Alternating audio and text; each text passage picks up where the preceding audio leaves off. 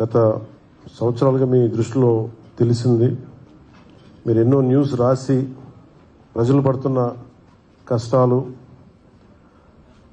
సమస్యలు మీరు మా దృష్టికి తీసుకొచ్చిన క్రమంలో ప్రత్యేకించి ఒక సమస్యని మీడియా మా దృష్టికి తీసుకొచ్చినప్పుడు, క్షేత్రస్థాయిలో మేము తిరిగినప్పుడు ఒకటి కీలకమైన అంశం ఏంటంటే, చిత్తూరులో కానీ మనకి మన్యం జిల్లాలో కానీ విజయనగరం, పార్వతీపురం ఇలాంటి చోట్ల ఏనుగులు పంట పొలాల్లోకి వచ్చి ధ్వంసం చేయటం, అలాగే కొంతమంది ప్రాణాలు కోల్పోవటం, గాయపడటం, ఇవన్నీ జరిగిన సంఘటనలు. మీరు బయటికి తీసుకొచ్చారు వీటిని. అలాగే అనేక పర్యాయాలు నేను క్షేత్రస్థాయి పర్యటనలకు వెళ్ళినప్పుడు మా దృష్టికి తీసుకొచ్చారు గత కొద్ది సంవత్సరాలుగా. అంతకుముందు విన్నాను కానీ ప్రాక్టికల్గా చూశాను. చూసినప్పుడు కొత్త ప్రభుత్వం శ్రీ నారా చంద్రబాబు నాయుడు గారి ఆధ్వర్యంలో ఉన్న ఎన్డీఏ ప్రభుత్వం అధికారంలోకి రాగానే నేను డిప్యూటీ సీఎంగా అటవీ పర్యావరణ శాఖ చేపట్టగానే నాకు మొట్టమొదటిగా చేయదలుచుకుంది పంట పొలాలని విధ్వంసం చేస్తున్న ఈ ఏనుగు సమస్యను ఎలా తీర్చాలని మన పిసిసిఎఫ్ ఆంధ్రప్రదేశ్ వారిని అడిగాను, చిరంజీవి చౌదరి గారిని అడిగాను. అడిగితే ఇలాంటి బాగా ఎదుర్కోగలిగే సత్తా సమర్థత కర్ణాటక అటవీ శాఖకు ఉంది, మనం వాళ్ళని అప్రోచ్ చేసి కొంత సహాయం చేసే అవకాశాలు ఉన్నాయన్నారు. వెంటనే మన చిరంజీవి చౌదరి గారు ఆయన కాంటెంపరీస్, ఆయన సమకాలికుల్లో ఉన్న మన అటవీ శాఖలో కర్ణాటక అటవీ శాఖ వెళ్తే వారు వెంటనే స్పందించి గౌరవ అటవీ పర్యావరణ శాఖ మంత్రి శ్రీ ఈశ్వర్ ఖండ్రే గారి దృష్టికి తీసుకెళ్లారు. తీసుకెళ్ళగానే వెంటనే చాలా పెద్ద మనసుతోటి చాలా సాదరంగా ఆహ్వానించి వారిని సంపూర్ణ రమ్మని చెప్పండి, మనం ఏం చేయగలగాలో చేద్దామని చెప్తే వెంటనే నేను 48 గంటలు నాకు అపాయింట్మెంట్ ఇచ్చారు. జస్ట్ లెస్ దెన్ 48 hours మొత్తం సిద్ధం చేశారు. విధాన్ సౌదాకి వెళ్ళాను. కర్ణాటకలోని విధాన్ సౌదాకి వెళ్ళి కూర్చుంటే చాలా ఆంధ్రప్రదేశ్ నుంచి మన ప్రజలందరి తరఫున సమస్యను విన్నవించాను. దానికి ముందే కర్ణాటక గౌరవ ముఖ్యమంత్రి శ్రీ సిద్ధరామయ్య గారి దగ్గరికి కలిశాను. వారికి కూడా తెలియజేశాను. తెలియజేసి వారు ఒకటే చెప్పారు, సంపూర్ణమైన మద్దతు ఉంటుంది మీకు అని చెప్పారు.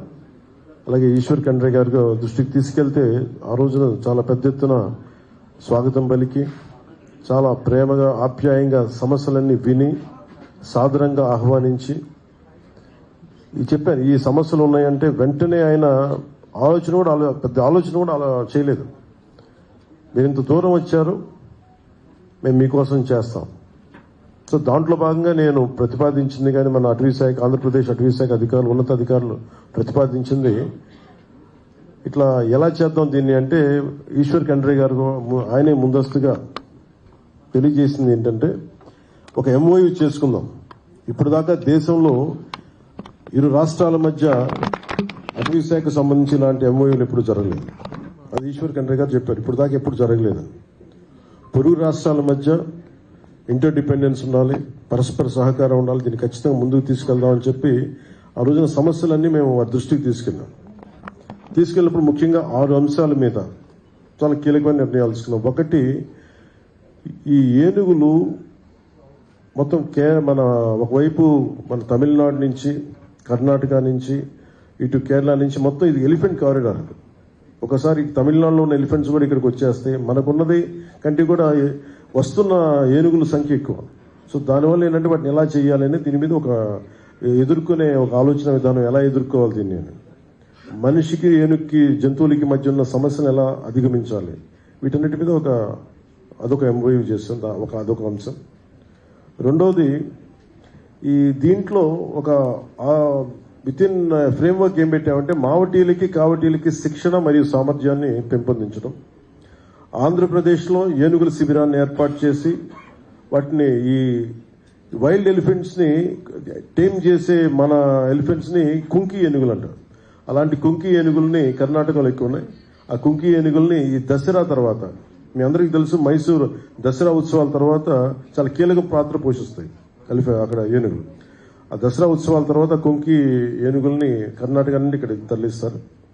అలాగే మానవ ఏనుగుల సంఘర్షణ తగ్గించడం కోసం ఈ కుంకి ఏనుగుల్ని మోహరింపు చేయడం, ఏనుగుల శిబిరాల సంరక్షణ, పోషకాహారం, వాటి ఆరోగ్యం వంటి విషయాల్లో ఈ నాలెడ్జ్ ట్రాన్స్ఫర్ని అందించడం, అటవీ నిర్వహణలో నాలెడ్జ్ ట్రాన్స్ఫర్ అందించడం మరియు ఈ ఇనిషియేటివ్స్ ఎలక్ట్రానిక్ పద్ధతులని పంచుకోవడం, టెక్నాలజీ ట్రాన్స్ఫర్, అలాగే అంతర్రాష్ట్ర సమన్వయం, ముఖ్యంగా ఇంటర్ స్టేట్ కోఆర్డినేషన్తో ఎర్రచందనం, వారికేమో మనకి ఎర్రచందనం సమస్య ఉంటే వాళ్ళకి మీకు శ్రీగంధం సమస్య వాళ్ళకు ఉంది.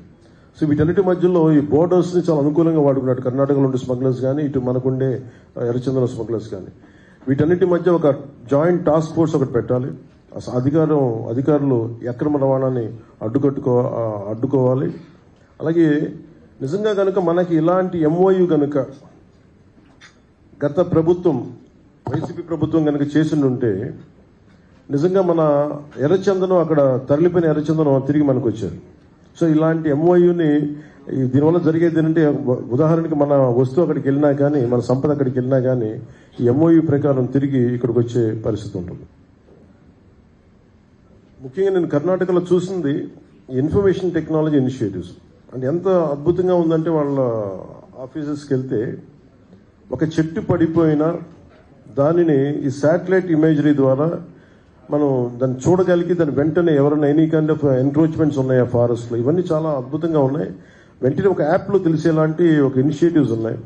అంటే వెంటనే రియల్ టైంలో మనం చూడొచ్చు ఏం జరుగుతుంది అనేది. అలాంటి టెక్నాలజీ వాళ్ళ దగ్గర ఉంది. సో దాన్ని కూడా మనకి సహకరించమని కోరాం. దానికి కూడా పెద్ద మనసుతోటి ఉన్నతాధికారులందరూ సహకరించారు. గౌరవ మంత్రి శ్రీ ఈశ్వర్ ఖండ్రే గారు కూడా దానికి మద్దతు తెలిపారు. అలాగే ముఖ్యంగా కర్ణాటకలో మనకి ఎక్కువ టూరిజం ఇనిషియేటివ్స్ చాలా ఎక్కువ. మనకి చాలా లక్షలాది ఉద్యోగాలు కావాలి. దాంట్లో భాగంగా ఎక్కువ టూరిజం నుంచి ఎన్ని ఉద్యోగాలు మనకి రావాలనే దాని మీద గౌరవ ముఖ్యమంత్రి శ్రీ చంద్రబాబు గారు మాట్లాడుతున్నప్పుడు మనకి రివ్యూ మీటింగ్స్లో ఎక్కువ టూరిజంని డెవలప్ చేయాలని చాలా బలంగా అనుకున్నాం. దాంట్లో భాగంగానే వారు ఎక్కువ టూరిజంని ఎలా డెవలప్ చేశారు, ఆ విధానాలు ఏంటి, ఆ విధి విధానాలు మాతో పంచుకోమని, అలాగే మన అధికారులు అక్కడికి వెళ్ళటం, ఆ ఎకో టూరిజం ఇనిషియేటివ్స్ని మనం ఇక్కడ తీసుకురావడం కూడా జరుగుతుంది. సో ఈ కీలకమైన అంశాలు. అలాగే మానిటరింగ్ అండ్ ఎవాల్యుయేషన్. సో ఏమేమి జరుగుతున్నాయి, ఇద్దరు పీసీసీఎఫ్లు మన కర్ణాటకను ఆంధ్రప్రదేశ్ పీసీసీఎఫ్లు ఇద్దరు ఉన్నతాధికారులు ఇద్దరు పరస్పరం దీన్ని ఎవాల్యుయేట్ చేస్తూ ఉంటారు. ఈ అనుకున్నాం టైం లైన్స్, అభివృద్ధి ఎలా ఉంది, ఎలాంటి ఇబ్బందులు ఉన్నాయి, వీటన్నిటిని ఎప్పటికప్పుడు సమీక్షలు చేసుకుంటూ ఉంటారు. అది ఈ ఎంఓయూ తాలూకు సారాంశం. ముఖ్యంగా ఈ ఎంఓయూని ముందుకు తీసుకెళ్ళడానికి ఒక స్వాతంత్ర సమరయోధుడి కొడుకైన భీమన్న ఖండ్రేని, మన తెలంగాణ కర్ణాటక బోర్డర్లో ఉండే వ్యక్తి, ఆయన బిడ్డ అయిన ఈయన ఎంతో ఇది మనకి విజయం అంటే మీ దృష్టికి ప్రత్యేకంగా తీసుకొస్తుంది. అక్కడ ఉంది ఎన్డీఏ గవర్నమెంట్ కదా, అక్కడ ఉంది కాంగ్రెస్ గవర్నమెంట్, ఆంధ్రప్రదేశ్లో ఉంది ఎన్డీఏ గవర్నమెంట్. రెండు విభిన్నమైన ప్రభుత్వాలు ఉన్నప్పటికీ కూడా పెద్ద మనసుతోటి ఇది మనందరం గమనించాల్సిందేనంటే, పార్టీల పరంగా మేము వేరే వచ్చామో కానీ ప్రజల అవసరాలకి మటుకు irrespective parties, whether you belong to Congress or NDA or BJP, TDP or Janasena, NDA ఏవైనా కానీ ప్రజల సమస్యల దగ్గరికి వచ్చేటప్పటికీ కాంగ్రెస్ పార్టీలో ఉన్నప్పటికీ ఆయన పెద్ద మనసుతో వచ్చి సహకరించకపోవడం చేయొచ్చు. కానీ ఆయన చాలా పెద్ద మనసుతోటి ఆయన కానీ సిద్ధరామయ్య గారు కానీ మనస్ఫూర్తిగా ముందుకొచ్చి ఈ ఎంఓఈని ముందుకు తీసుకెళ్లినందుకు, అలాగే మా ప్రజల సమస్యల్ని చాలా సానుకూలంగా విని ఒక ప్రాక్టికల్ సొల్యూషన్తో స్పందించినందుకు ప్రత్యేకించి ఈశ్వర్ ఖండ్రే గారికి ధన్యవాదాలు తెలుపుకుంటూ,